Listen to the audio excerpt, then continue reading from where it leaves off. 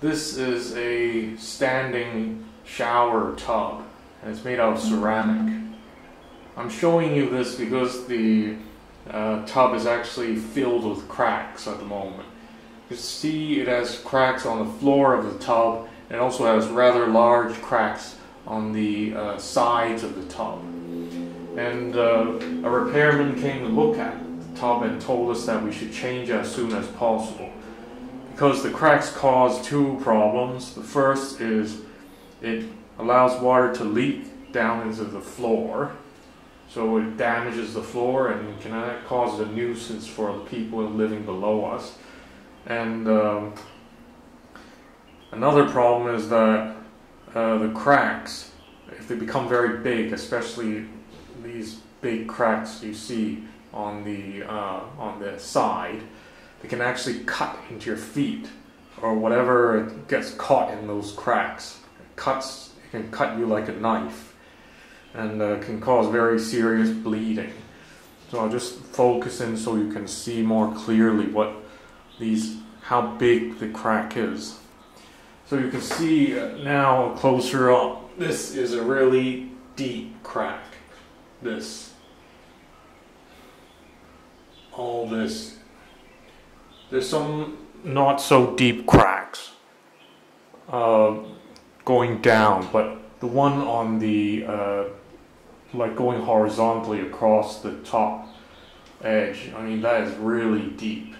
And if it gets any deeper, it can become very sharp and actually cut into your feet if you actually catch on the crack.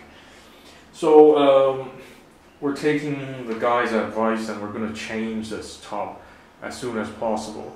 Maybe if there weren't as many cracks, we could do something to try and repair it somehow.